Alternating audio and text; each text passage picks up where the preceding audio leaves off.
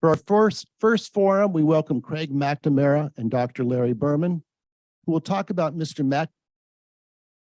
McNamara's book, Because Our Fathers Lied, which, starting in his childhood, focuses on his relationship with his father, Robert McNamara, who was Secretary of Defense under Presidents Kennedy and Johnson from 1961 into 1968. Robert McNamara was a key prosecutor of the war in Indochina at that time. Opposed to the war, Craig McNamara tells us how he sought from his father an explanation about his major role in the war, which he was not to receive. Former Governor Jerry Brown said of Because Our Fathers Lied, that it is an absorbing tale of father and son bound together, but deeply separated by different lives and understandings of truth and loyalty. Because Our Fathers Lied was released last year. Craig McNamara is the owner and president of Sierra Orchards and Winters, which produces organic walnuts and extra virgin olive oil. He has received numerous awards, including the Climate Smart Farmer of the Year for 2022 and California Agriculturalist of the Year. He lives with his wife and 3 children in Winters.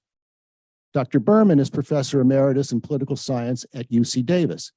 He has numerous publications, including the books Lyndon Johnson War, The Road to Stalemate in Vietnam, and Planning a Tragedy, the Americanization of the War in Vietnam. We're going to start with a short video, and then our speakers will begin.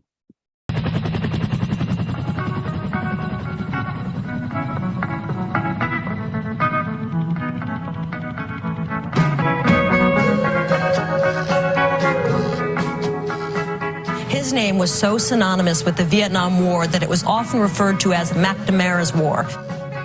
It is difficult to this day to find someone who came up during the 1960s who doesn't have an opinion about it.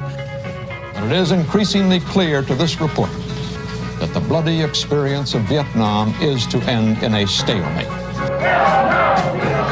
Anti-war demonstrators protest U.S. involvement in the Vietnam War. There are many among those who fought in Vietnam who can never forgive McNamara. I acted in accordance with the traditions, principles, values of this nation, but we were wrong.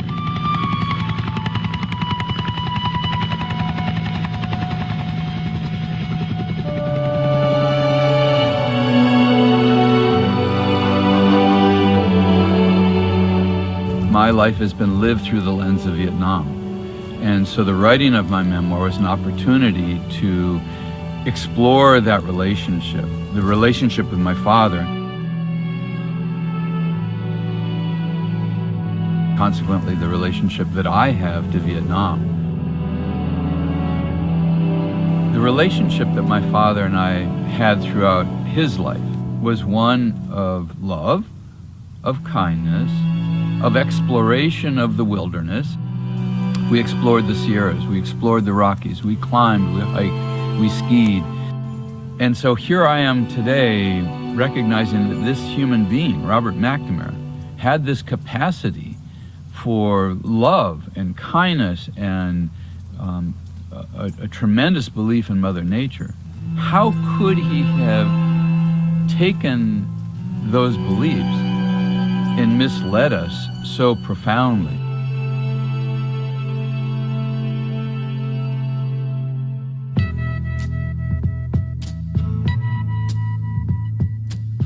The feelings that I had as a teenager against the war, I had to be very thoughtful about how to manifest those. And the tools that I had were the simple ones. I had U.S. flags that had been given to my father that I hung upside down. They were in my room, as well as captured Viet Cong flags. I can only imagine today what my father must have felt. Coming up to the 3rd floor from his bedroom on the 2nd floor, what he must have felt with his son, who he loved tremendously, beginning to demonstrate against the war. And as a father today, it's the first thing I would do is talk to my son or daughter. I cannot answer the question why we never talked about this. I made many attempts to speak with my father about the war and his beliefs. But his wall of silence was so impenetrable, I eventually gave up.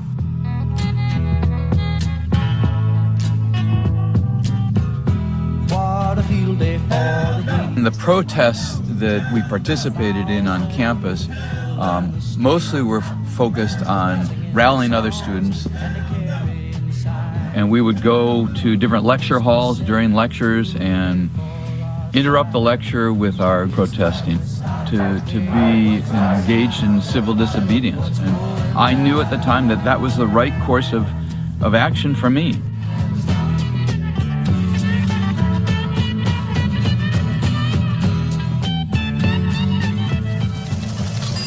The draft lottery. Tonight's picking of the birthdays for the draft. In 1969, I received in my dorm room the letter saying that I was to be drafted. And I just felt it was wrong that as a white man, that I should have the opportunity to take a college deferment when my black and brown brothers did not have that opportunity. So I arrived at the Oakland Draft Board. And the emotions I felt walking up the steps, I can feel them today. The beauty of resistors on the steps, you don't have to fight in this war because you know that it's a disservice to this country. What they went through, what they sacrificed, the jail time that they served.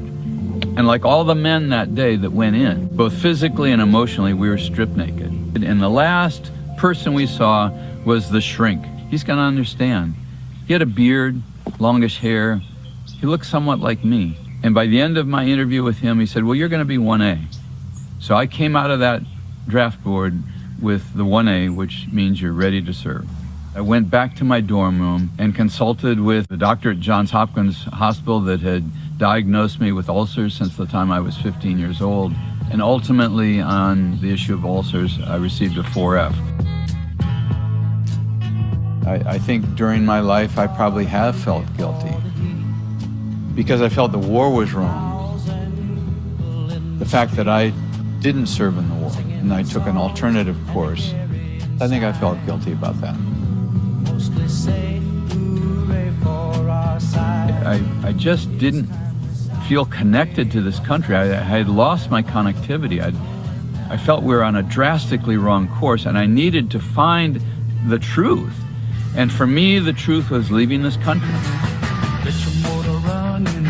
So together with two very dear friends, I headed south. My good friend Will had said, well, the way to do this trip is by motorcycles. We headed through Texas and we entered into Mexico. And eventually we made it to Colombia. At that point, my two friends said, basta, we had enough of this road trip on the bikes, we're gonna stay. And I said, I haven't gotten to where I want. So I left my motorcycle in Bogota and I began the journey of my lifetime. I went Avanton, I went hitchhiking through Ecuador, Peru, a little bit of Argentina, and crossed into Chile in September of 1971. Along the way to Chile, I lived with and worked with subsistence farmers. What they gave to the fields and what the fields gave to them. That experience was a profound one for me. And it was an amazing opportunity to arrive in Chile in the spring and to recognize the vibrance of what was going on in Chile. I had an opportunity to spend 1.5 years on Easter Island. It's the most remote spot in the world. And while there, I was able to start a dairy cooperative.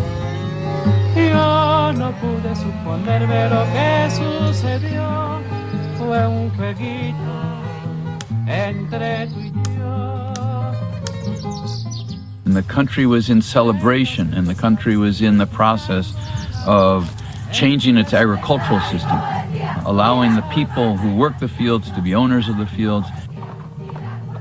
There again, reinforcing this connectivity that I had with the land and to agriculture.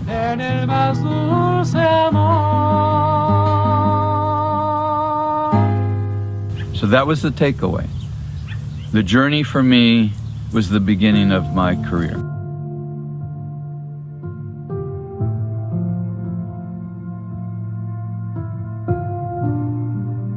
I've been growing, together with my wife and kids, organic walnuts for the past 42 years.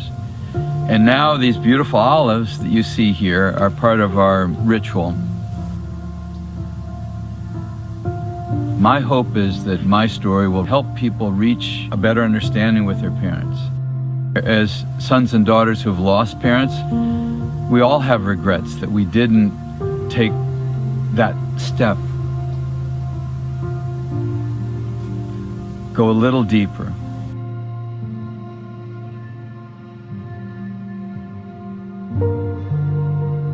Did he recognize publicly that the war was wrong?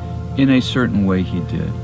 He presented his decision-making as erroneous, but he never apologized. And I asked him, what was in you that prevented you from coming to this public decision? And he said, basically loyalty. His loyalty was to the presidents whom he served. My loyalty would have said, if I believe that I've acted in a wrongful, deceitful, or dishonest way, it's my integrity that's at stake, and I need to apologize for that, and I need to correct that. And I think I know he took that to his grave. Necessary to support those decisions, they provided the evidence we were able to present the world to document the basis and the rationale of our action.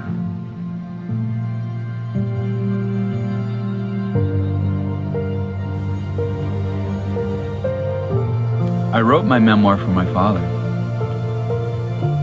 It doesn't seem obvious. You would think that I wrote it for myself. But it's what I'd wished that I had said to my father.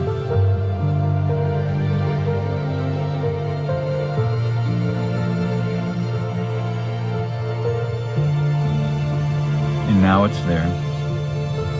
It's there for other fathers and other sons to read and to learn, to be humbled, and to have the integrity to ask the questions during our lifetimes that we shy away from asking.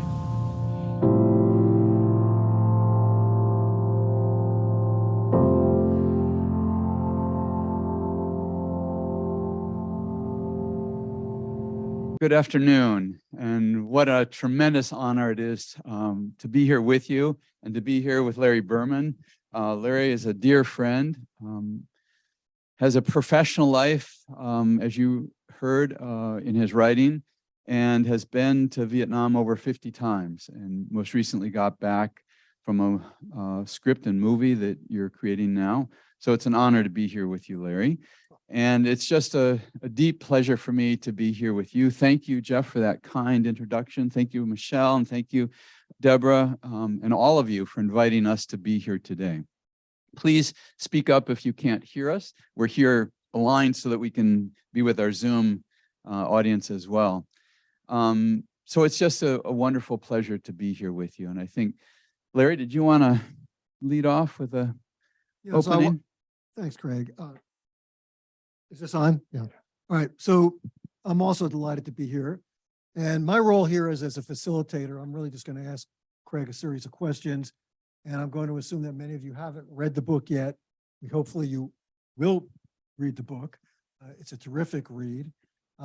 In May, we did this same kind of forum and we found it to be enjoyable and fairly successful. So we're really excited about doing it again today.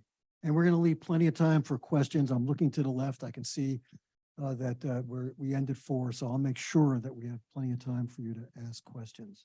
And so I thought I would begin actually, Craig has a provocative title, right? And the title is Because Our Fathers Lied. And fathers is, of course, pluralized. And I was wondering whose father is he talking about, aside from his own. I thought it would be good for all of you to hear why he chose this title and what it means to him, and then we'll go from there. Thank you, Larry. It's interesting. Let me just preface how this book came about, and then I will get to its title. And I want you to Google this. At Stanford, there's something called the Distinguished Careers Institute, the DCI, and my wife and I were so fortunate to be participants in that in the year 2018. That really gave me and us the opportunity to be on campus. My wife was still working full-time at UC Davis. We run a farm, as you know, as you heard, in winters. So we were part-time students. We would commute down on a Monday night. We had a little studio on campus and would stay there through Thursday and come back. That gave me the opportunity to begin this journey. I thought in true Robert McNamara style, it would be a 2-year process. Well, it was a 4-year process. And one of the beauties of that opportunity was I asked the creative writing department if I could be assigned an independent study professor, and I was assigned a woman named Sarah Frisch, and she became my in-house coach and mentor. Being a lecturer and a writer herself, she really helped me unpeel this story. So I really appreciate that. Along the way, I once again read a book that Paul Hendrickson, a wonderful writer, he's written many, many books. One of his recent ones is on one of our famous artists, but he did one on my father. And in that, he quoted a Rudyard Kipling poem. So the title comes from the middle of a very lengthy Rudyard Kipling poem. And in it, what we've learned is that Rudyard in World War II, his son very much wanted to enlist and was unable to do that because he wore glasses. So Rudyard went to the higher-ups and was able to facilitate his son's entry into World War I. What I've read is that the son went to war, his glasses fell off, and he was wounded and killed. And so the poem called Epitaphs of the War, 1914 to 1918, is the sorrow that Rudyard felt in having lied on behalf of his son.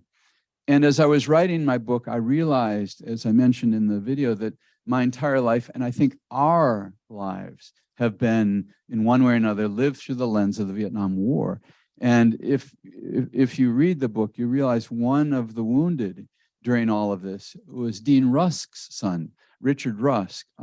Richard and I said we never met, but he corrected me and he said, you know what, I bet we met January 21st, 1961, in the East Room of the White House as our fathers were brought in to be cabinet ministers in JFK's administration. But if that were the case, we never did meet after that, but we had a wonderful friendship over the phone and email. And Richard was ready to go to Vietnam. It happened to be coincidental with the 50th anniversary of the My Lai situation. It was January of that 2018. He was planning to go in February, and he committed suicide. And it's just the tragedy of Vietnam continues on.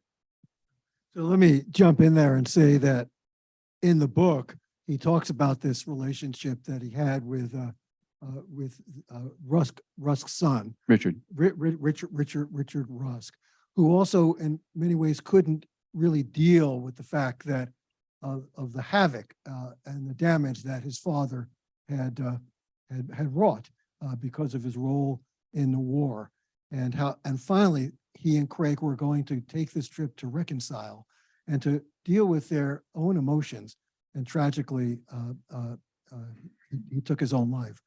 So I want to return though to, and by the way, it's great to be in an audience where I don't have to say to students like, do you remember there was a Vietnam War, right?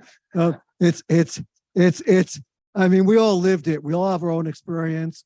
And I'll tell you, as I read the book, I found it hard to still, I remember McNamara's War, right? I remember, hey, LB, we all do, hey, LBJ, how many kids did you kill today, right? And it was hard for me after reading this book, not once, but twice, not to still be angry with Robert McNamara, with his father, particularly because of the things that are disclosed. So I want to come back to the first question is about the title, was it just that your father lied, or was it something deeper than that for you? I felt that he lied to me, and I felt that he lied to us. And I want to pause here and ask who all in this audience served in Vietnam. So we have a good number of drafted in 68. Thank you. So we have a good number of people who were here. And so many lost close friends. Absolutely. Yeah. Yeah. Many people. And I'll get to your question about the dishonesty, but the reason I do this, the reason that I'm here with you is because I learned so much together. This is a memoir, so by its very nature, it is memories of mine and my family. I try not to make this about me. This is about us, and that's why I brought up Richard Rusk, because we are still living this. And I know that Larry and I will talk about the 11 lessons that Robert McNamara came up with in his memoir in 1994. But I just felt throughout my teenage years, so I was born in 1950, I'm 72, about to be 73, so those were the years. So when I was 15 in 1965, my father knew that the war was not winnable. And why did he continue on as Secretary of Defense? I bet there are 120 people in this audience, and there's 120 answers to that question. What I've learned, Larry, and you've learned it many times over, I've had an amazing opportunity to meet often with Daniel Ellsberg. Daniel and his wife, Daniel's 92, and his wife is 85-ish. They live in Kensington near Berkeley. And I have learned so much about my father from Daniel Ellsberg. And I must say, my father and Daniel Ellsberg were not friends. He confided with me that he asked my father to testify on his behalf, and my father said no. Yeah, and the relationship between Ellsberg and McNamara is really quite interesting because, of course, Dan worked in the chain of command for his father, and it's a fascinating story. So in the video, you say that you wrote this book in many ways to deal with questions before your father. Yes. What do you think your father would think of this book? That is something that my writing of this book was not timed after his death in 2009. I wish that I had been able to write it while he was living. I think it would have made him extremely sad. I think it would have opened up something that I wanted, and ultimately I think he wanted, which was the conversation that we never had. And hopefully it would have led to him moving way beyond to say that he was wrong and apologizing and recognizing that he, Robert McNamara, needed to make reparations to our veterans, to you who served in this room, to you who lost friends, to the Vietnamese and Laotians and Cambodians who lost 2 to 3 million people. And McNamara could have made a significant contribution financially, philanthropically, policy-wise, to change the pathway in his ultimate years. And he did not do that. So when you went to, Craig went to Vietnam about 5 years ago? November of 2017. So about 5 years ago. And he writes in the book that in Vietnam, he found his father's shadow or something to that effect. Was your father always with you in Vietnam during that trip, or what role did he play in your head? Let me take you there by going back to 1995. My father was going to Hanoi, possibly his first trip in peace. I don't know how many times he traveled as Secretary of Defense to Vietnam, many, and how many near-death experiences he had there. But he returned to meet General Giap. And General Giap was selected by Ho Chi Minh to be the military leader for North Vietnam. And he must have been a remarkable man. When he died, probably what, 8 years ago or so? About 8 years ago. Millions of Vietnamese came forward to celebrate his leadership. He was a man plucked from, I don't know if education, I don't remember his background, but it was not military. No, it was not military. And he became an amazing leader throughout. So here, General Giap and Robert McNamara, the two people who led their countries in war, sat down together. And General Giap said to him during the course of those days, "You just did not understand our culture. You did not understand our history. Had you understood it, this war and your involvement never would have happened. I had the opportunity when I was there in November of 2017 to meet with his son. So here we are, we're just a few years apart in age. We met in the general's home, which Nam is the name of the son, lives in with his wife, Rose. And that morning, in true Hanoi style, I got up at 4 a.m. and went on a motor scooter to the flower mart to pick up 40 roses to bring to their home. And we kneeled in their patio and trimmed the roses and put them into vases. And there in the patio was the koi pond that General Giap had.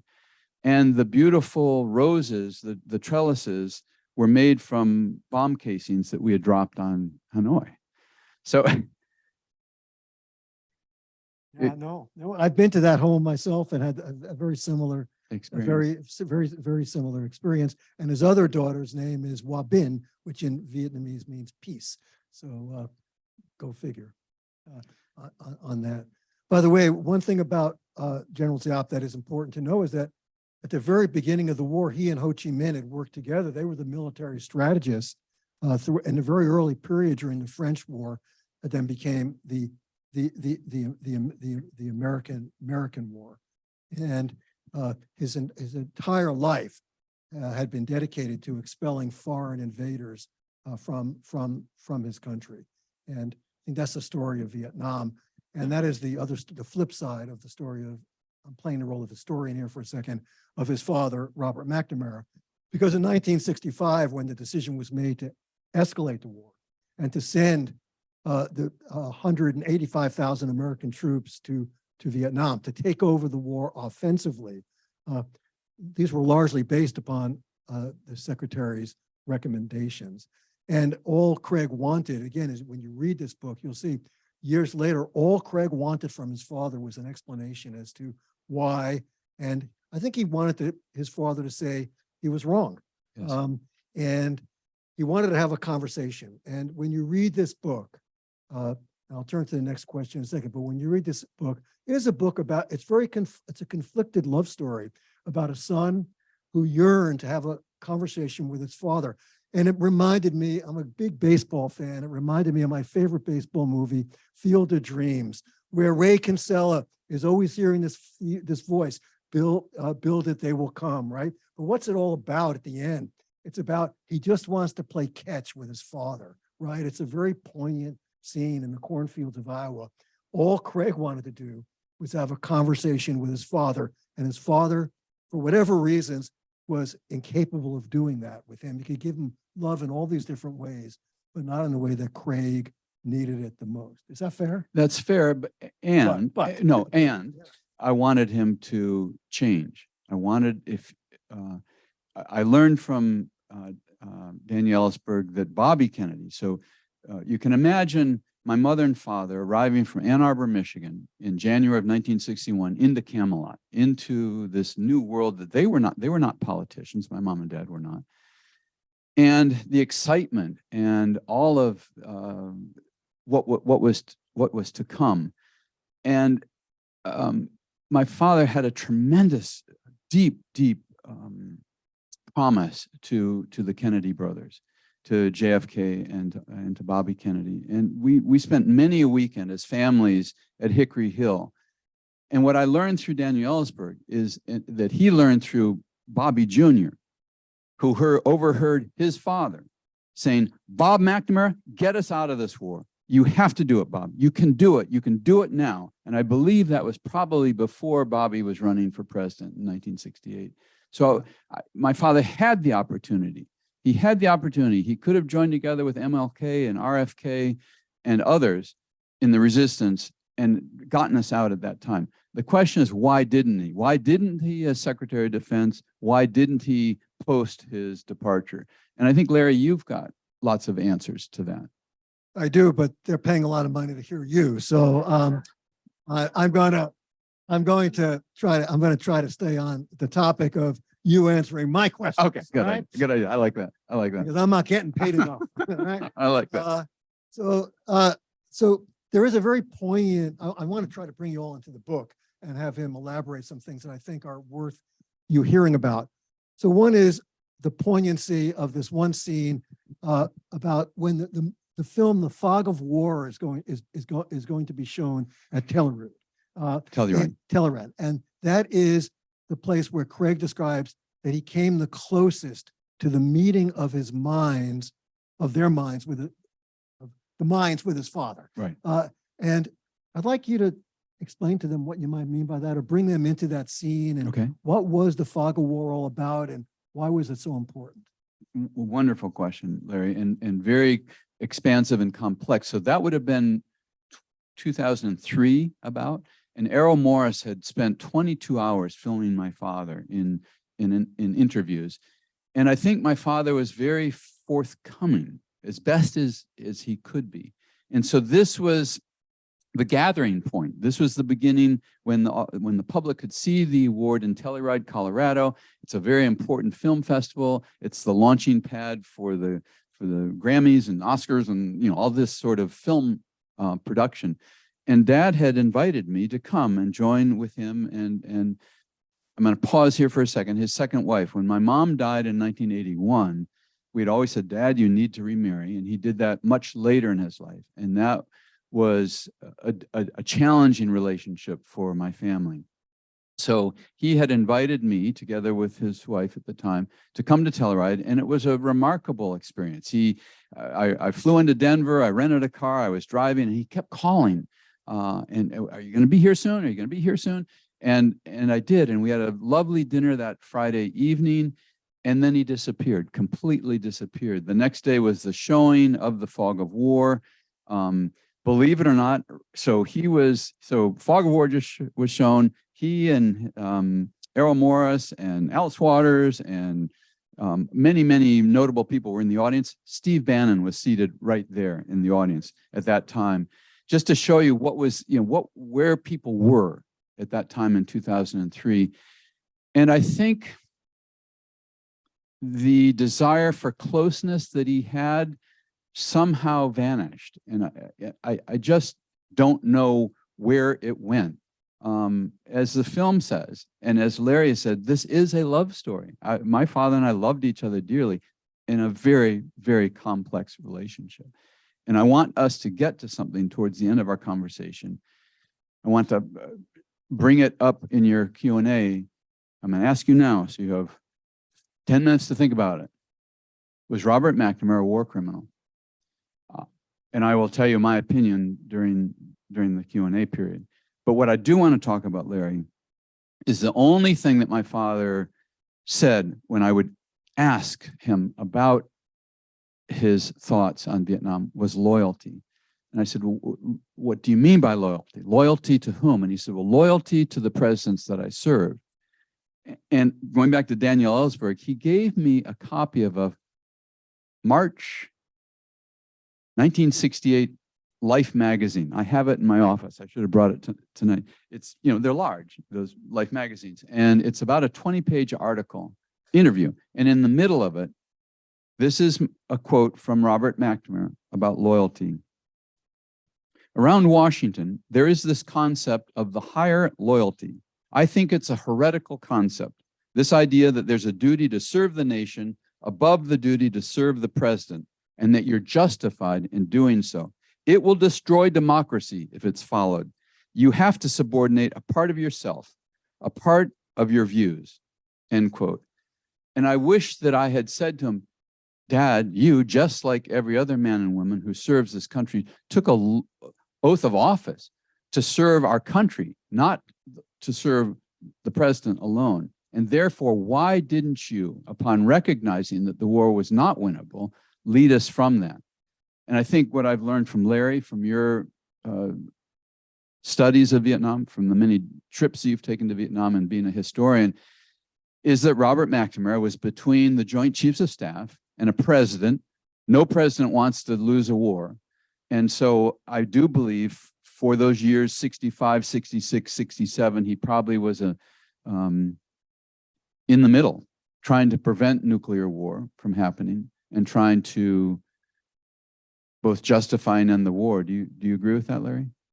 I agree partly. I also think that he had a nice soft landing coming up with the head of the World Bank. Right. Right. And the way to guarantee you wouldn't become the head of the World Bank would be to piss LBJ off, Right. and to step out of the ranks. So he was trapped, and he didn't have the courage to do what you think he should have done. That's Courage. It's as simple as that. Courage. Courage. Absolutely. Right. He did not have the courage to do that. Right. And he could have. So He could have changed history. yes, but so could have LBJ had he made a decision in 1964, 65. No one elected Robert McNamara, right? So it's hard for me to, McNamara was part of it, right? But the best and the brightest, right, was what David Halberstam called them, right? But McNamara, Rusk, McGeorge Bundy, William Bundy, there was only one person, George Ball, who spoke out against the war in 1965, and he was run over by all of these people who believed in the domino theory, who believed in containment, who believed that within months, if we lost Vietnam, that the Vietnamese would be in San Francisco, right? I mean, it was that simple. And the truth is, and I learned this from my good friend Dan Ellsberg, the truth is that there wasn't a single person in the State Department in 1962 or 63 who could have told you anything about the Vietnamese Revolution of 1945 and what it meant, about Vietnamese aspirations. And Vietnam, in truth, we know this today, and there's no debating it. It was like a small piece on a chessboard in 1964, 65, a pawn, because the only thing that mattered to the United States was the former Soviet Union and China. And Vietnam was caught in that mix, right? And even though Ho Chi Minh had written letters to Franklin Delano Roosevelt and Harry Truman, beseeching our government to give to the Vietnamese what we had done in the Philippines, which is to recognize their independence, their sovereignty. But we didn't do that. Why? It was not because we had anything against the Vietnamese. It was because of how scared we were, concerned we were about the Red Menace, And so in retrospect, that's a quick synopsis there. So your father was trapped, but he could have spoken out, resigned in protest. This recent book by H.R. McMaster, well, not so recent, about 4 or 5 years, Dereliction of Duty. He felt the Joint Chiefs should have resigned in protest. Your father could have done that. Could have. He could have, but he didn't. So let's before we take questions, there are one or two other poignant. I'll just tell you that Craig in the book writes that every time he thought about Vietnam, he prior, I think, to writing this book, or maybe prior to going to Vietnam, it brought great distress to him. Yeah. It made him cry. There's no way I could be here Right. tonight. Yeah, and this book, when you read it, I mean, it is so revealing. But there is something especially revealing, which involves chairs. And I want Craig to talk about these chairs. They're the Defense Department. There are 2 chairs that a Vietnamese artist did something with. Well, there are actually. You're getting ahead of yourself. All right. Let me tell it. Go ahead. Okay. Okay. It's your show. Okay. No. Thank you. So the chairs are an important legacy. The chairs that you so appropriately refer to, and we all live this, you remember exactly noon, wherever you were on November 22nd, 1963. We all have that. And you can only imagine what the Kennedy family, and consequently my father, was going through. I remember getting in our blue Ford Galaxy and driving in the darkness, Dad driving, Mom in the shotgun seat, me in the back, to the Bethesda Naval Hospital. It was dark. It was the fall, probably 6:30 in the evening. And I think my mother and I sat in that car for hours as my father went in to receive the body and to decide with Mrs. Kennedy where the president should be buried. Being Secretary of Defense, it was his domain, Arlington Cemetery. So he selected what we now know as the Eternal Flame site for the Kennedys. And you can imagine returning to the White House in all of the emotion that Mrs. Kennedy was suffering. She wanted that week to find something that the president would have wanted my father to have. And so she gave him my father's cabinet chair. And those are beautiful wooden chairs with black leather and a brass plaque on the back commemorating your service. I always forget the name of it. It's not Chesterfield. It's a classic type of chair. You'll know the type. And she also gave him President Kennedy's chair. So those two chairs were forever in our living room as a 13-year-old, 14-year-old, 23-year-old, 33-year-old, 43-year-old, 53-year-old. Those chairs were there. And I thought upon Dad's death, I have two older sisters, that we would just share those chairs. That did not come to pass. For the story that I told you earlier, they were sold. All of my family father's personal effects were sold at auction, at the Sotheby auction in New York City on the 50th anniversary of the Cuban Missile Crisis, to bring grandeur to the sale. The chairs were sold for hundreds of thousands of dollars. And I was absolutely crestfallen. And I spoke with one of my friends in San Francisco who's very involved in the art world. And she said, I know who bought those chairs.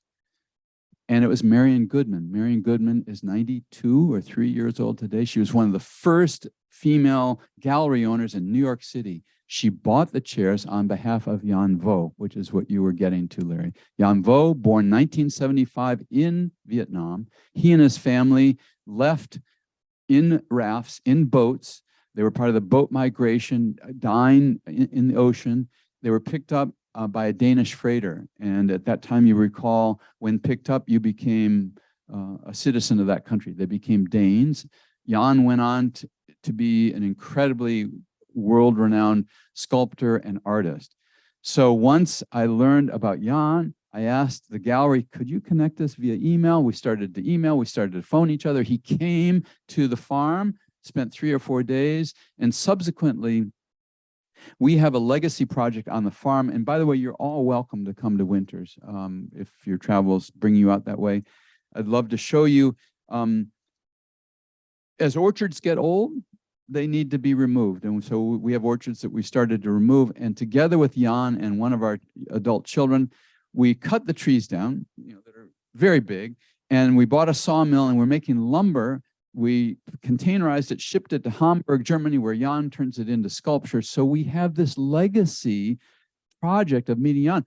Here's the missing piece that you were referring to. Jan took apart those two chairs and has created remarkable artwork. And you have the name for some of the pieces. So even in this chair here, you've got a cushion, you've got plastic in this case, you've got screws and nails and sisal string. He took apart all of those. He kept the wooden frames, and the leather he drapes in certain ways. The sisal string in the SF MoMA, I saw a piece, so it would be as large as this screen here, with the carpenter nails at the top and the sisal strings coming down. I pause here for a second. Isn't that where the chair should be? Where we can all participate and look at them and realize that two, I think, dedicated civil servants sat in these chairs and made horrific decisions that forever changed the geopolitics of Asia and the United States. So from something that I lost, I think I gained, we all gained. And Craig describes that moment as providing him with the objectivity to see what had happened. So we have a lot of hands I see already, and there's a question, I think. Oh. Okay.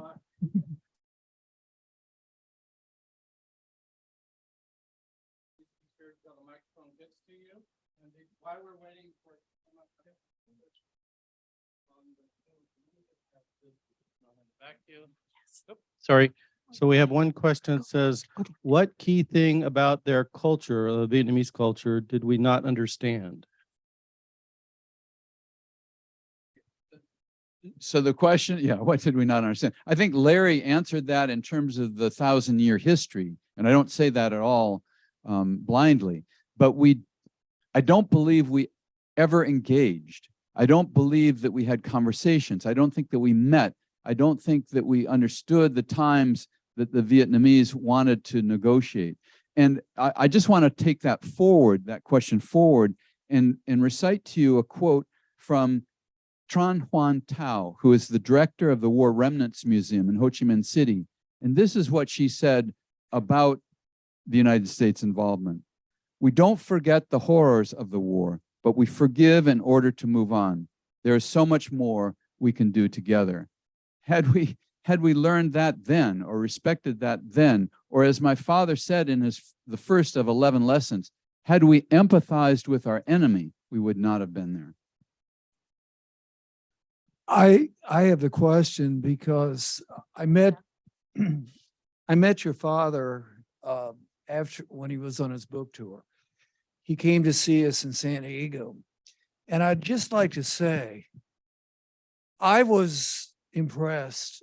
He didn't say I was wrong, but he came pretty damn close because he was a broken man.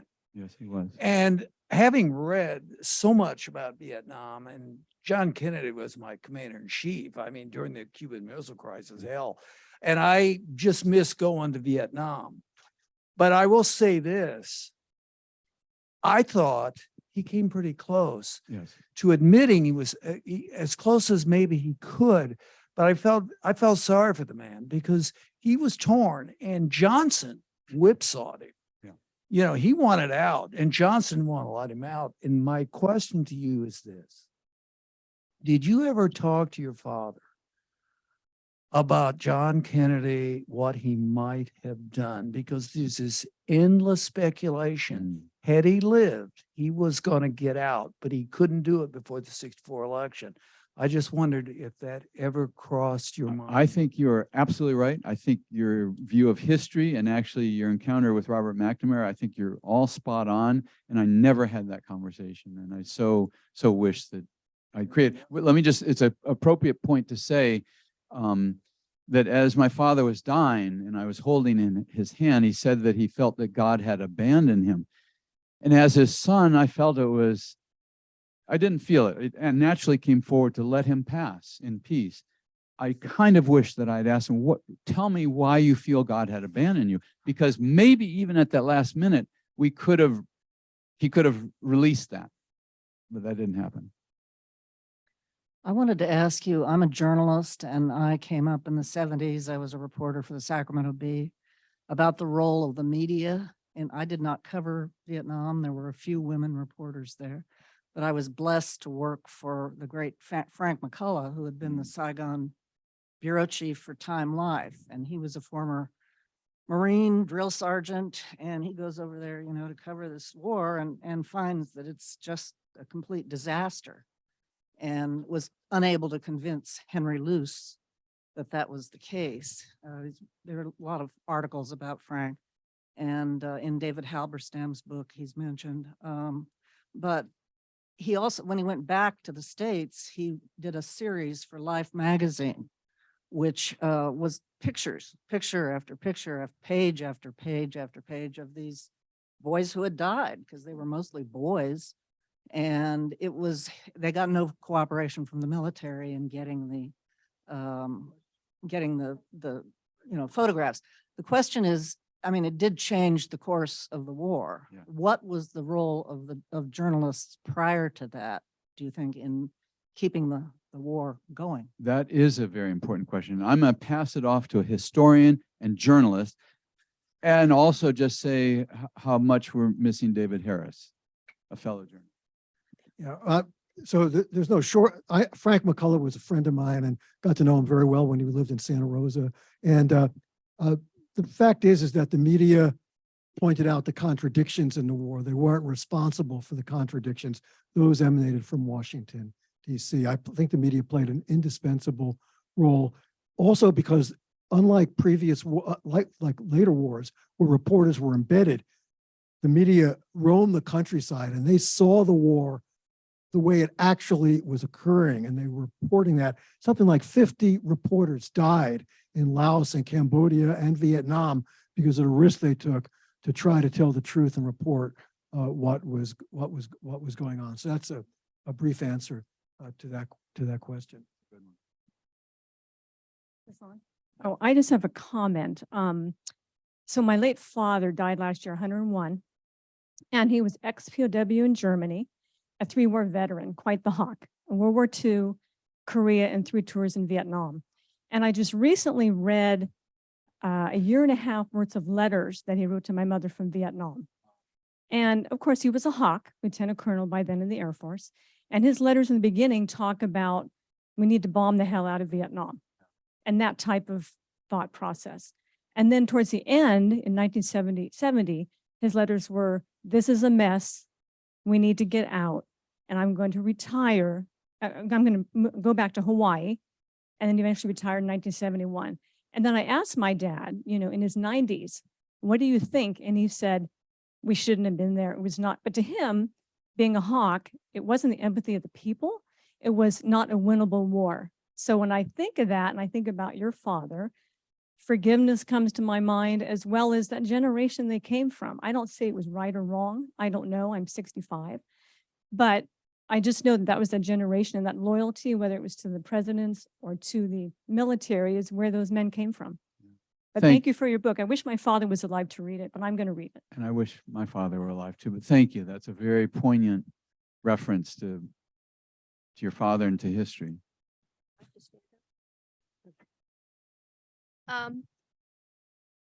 My ex-husband was on a naval ship of some size. Don't recall what, but they bombed one of the countries. And again, I don't recall whether it was Cambodia, Laos, or Vietnam. And this was in 1972. And it was a secret mission. And we found out about it because in order to get a Calvet loan, he had to get a certification that he was in wartime. And that's how they found out about this. And so that was within a year of Kennedy's inauguration. So my question is, what did Kennedy really know, and how much truth was he getting that early on? Larry, do you want to answer that? Well, I'm a little confused because Kennedy died in 63, but you were referencing something in 72. Yeah. Okay. 62. Yeah. Right. Yeah. No, again, you know, the question came up earlier too by the gentleman in the back. What were Kennedy's intention? You know, invite me back for 5 hours one day and we can discuss that, because the fact is that Kennedy knew a lot about what was going on in Vietnam. He was brief, but he was also the president who CIA removed from office, President Giap, who was the president of South Vietnam, the guy we had propped up. We had sponsored the coup. My view is that once you replace a government, you own it. I mean, we replaced that government. For all the talk about Kennedy wanting to get out of Vietnam, fact is, if he had won re-election in 64, he would have been a lame duck president. He would have had 2 years to pass his new frontier domestic legislation. And imagine how it would have sounded that he was going to backtrack on a commitment that Eisenhower and Kennedy in the first term had defined as defending freedom against the communists, right? It would have been very difficult politically. Kennedy was very attuned. So there's running out of time, so yeah. We were very fortunate to visit Vietnam a number of years ago. I want to ask Larry, in your experience in interacting contemporarily with the Vietnamese people, how is their view of the United States now and the view of the war? 85%, 80% of the population of Vietnam today was born after the war. It's a young country. English has replaced French as the main language that high school students take because English is a commodity, right? They love the United States. They want to come to the United States. They want to be educated in the United States. I, in all my trips, have never been treated with anything except respect. All of the airborne divisions that go back to Vietnam for their reunions are welcomed, and the greetings between warriors to warrior are really quite moving.